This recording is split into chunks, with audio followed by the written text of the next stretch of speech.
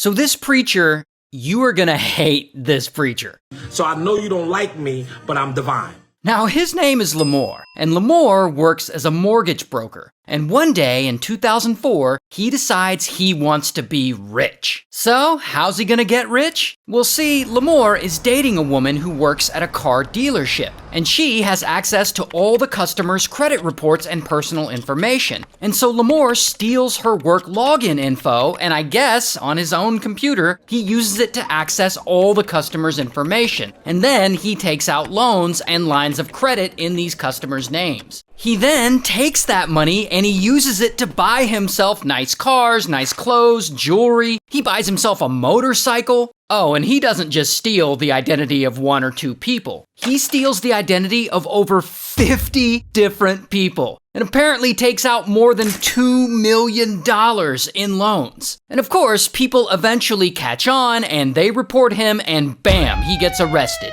Here's his mugshot. And so he spends 5 years in prison, and he never does anything else bad again ever in his life.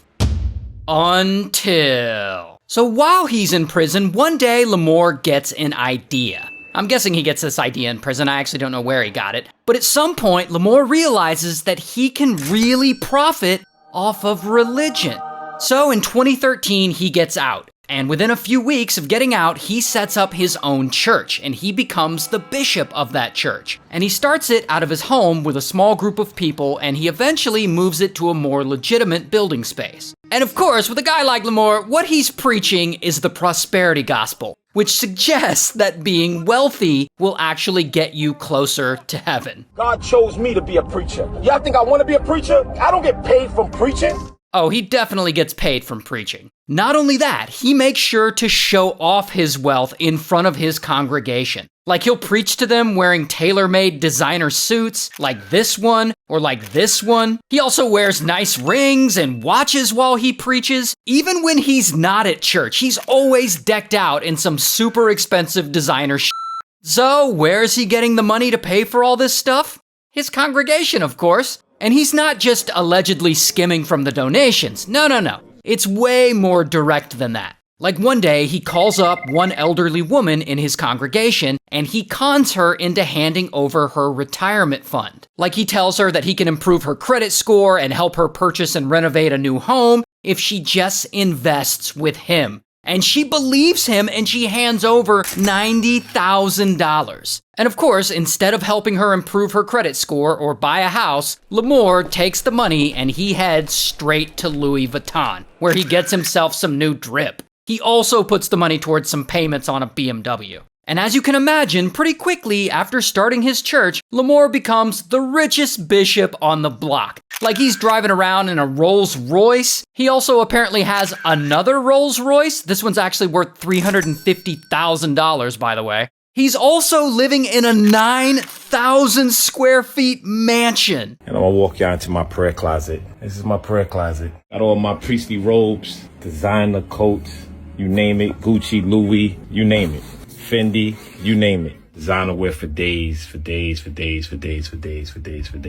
Not only that, he's getting kind of a JV celebrity status from all this, and people start calling him the Bling Bishop. And from there, his Instagram blows up to 1.3 million followers, and known people start affiliating with him. Like, here's footage of 50 Cent speaking at his church. Here he is apparently hanging out with Fat Joe. Here he is with Tracy Morgan. Here he is with Ja Rule. Here he is hanging out with New York City Mayor Eric Adams, who's another shady guy that we talked about in a previous video, if you remember. Okay, but then something kind of crazy happens. Something that starts to change everything. One day in 2022, he's up in front of his congregation, preaching or whatever. And that is when suddenly, boom, 3 men in masks bust into the building, and they have pew-pews. And Lamor is live streaming this sermon, so you can actually see the moment he realizes these men are there to rob him. How many of you have lost your faith because you saw somebody else die what you about to go through?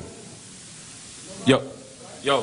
All right. And you can see him here laying down on the floor, and then you can see these men come up and rob him. And they apparently steal $1 million worth of jewelry from the people there, including Lamor's watch and chain. His watch is a Rolex valued at $75,000. His chain is valued at $400,000. And he live streams afterwards and talks about all this. They took all of my wife's jewelry and took all of my jewelry, and then they left. And so like the story breaks and reporters are hitting him up and they're asking him if he's gonna wear less jewelry in church so that he's less likely to get robbed. Are you gonna wear less bling so you're less of a target? I will wear what I've been blessed with by God when I feel like it. Now police eventually end up catching the guys who did it. But this live stream footage of the robbery blows up. Because it's a crazy moment, a bishop getting robbed in the middle of a sermon on a live stream? Like, what are the odds? And so this story ends up all over the news. A Brooklyn bishop was robbed at gunpoint in the middle of his Sunday sermon today, and it was all caught on camera. And people hear about it, and they're like, wait a minute, why was this preacher wearing a Rolex and a $400,000 chain? Where's bro getting all this money? And so allegedly, this is when reporters really start looking into him.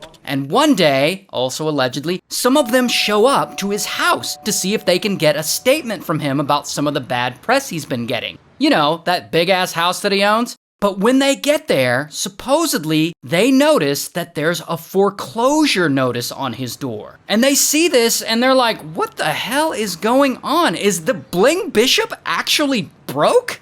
Apparently, yes. He had been spending all this money on his lifestyle, and at some point he starts running into money problems. Like he's failing to make payments on those luxury cars that he got, he gets sued a couple of times over failing to make loan repayments, and so it seems like Lamor needs money real bad, and he starts getting pushy about getting it. And one day, he tries to target this guy, Brandon. And Brandon owns a local auto body repair shop. And I have no idea how these two guys know each other, but at some point, Lamor tries to get $5,000 from him. And he threatens to use force if he doesn't get it. So I guess he's like, I'll kick your ass if you don't give me $5,000. And if that isn't bad enough, then he tries to get Brandon to lend him $500,000. And in exchange, he promises to give him access to New York City Mayor Eric Adams. Told you that guy was shady. But Brandon is like, F all this, and he turns on him and he starts cooperating with the FBI. And the FBI sets up a whole sting operation and they get Brandon to wear a wire and meet up with Lamor. And so he meets up with Lamor. And Lamor swears to him that he has connections with Mayor Eric Adams and whatever business scam he's trying to get him into is gonna make them millionaires. And this whole conversation is recorded for the feds to hear. And eventually, after a long investigation, the feds find him and bam, they arrest him.